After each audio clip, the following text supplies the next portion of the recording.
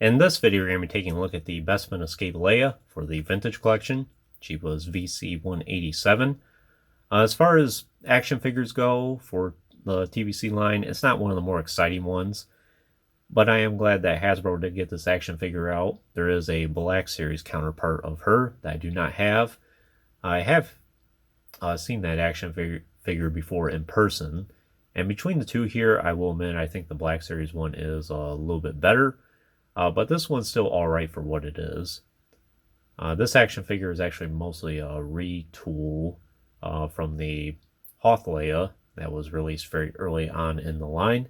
We'll bring out that action figure right here. And you can see a lot of the similarities already. Obviously, there's a new head sculpt, new hands actually. She does not have gloves on her hands on this sample. And I think there's for her lower legs here and for her boots, they're a little bit different. Other than that, it's very similar to the same outfit. So I got this action figure from Tungori around 2021. I think I only paid maybe $10 for this, maybe even less. Not too bad of a price at all. And as far as I can tell, there's really no defects on this action figure. Nothing that's apparent on my end. In terms of the head sculpt, I think that looks pretty good. It's a pretty close likeness to Carrie Fisher. Very neutral expression. And the photoreal turned out very nice on that. You have the back of her hair braided up here. Looks pretty good.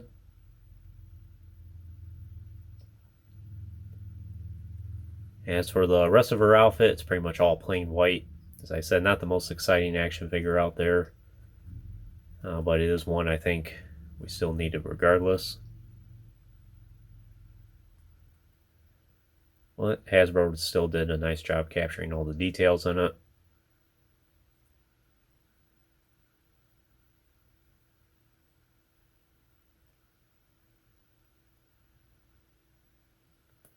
And then she does have her high heel boots here, which actually make her very difficult to stand. Leia has smaller feet as it is, and this does not help matters any. And she doesn't have much of a hole at the bottom of her foot where you can put her on a stand, so you kind of have to rely on her standing on her own. If you position it just right, you can get her to stand somewhat stable. But it will not take much to knock her over.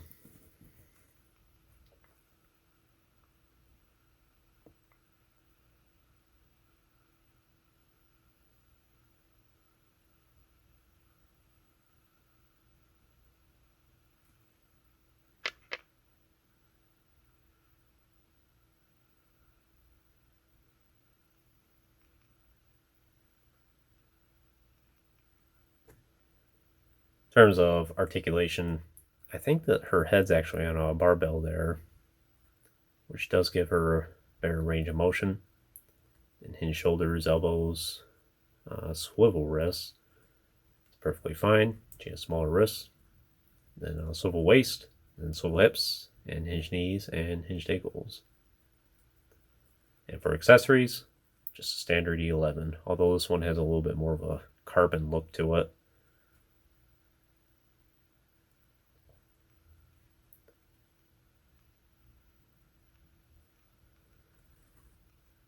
It does fit fine in her hand. You can kind of get her to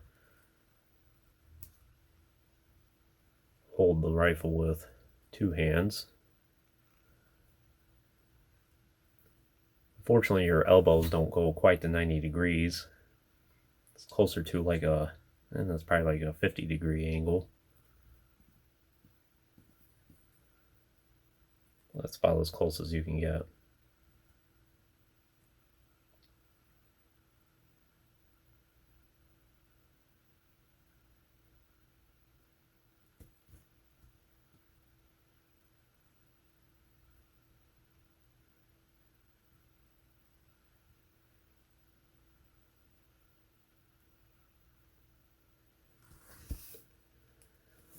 But that's pretty much all I can tell you about this Leia here. As I said, she's mostly a retool of the Hoth Leia here, with a few new parts, and trying to get her to stand. So would I recommend this Leia for your collection? If you're a big fan of Princess Leia and you want all the versions of her, this is definitely a great one to add to your collection. Is she the most essential action figure out there in the world to own? Probably not for most people, but she's a nice action figure for what she is. I'm glad she's part of my collection. As far as price is concerned, I don't think she's that much on sites like eBay still, even if you get a brand new version of her. Tangori might still have a few of them in stock, actually. So definitely something worth checking out.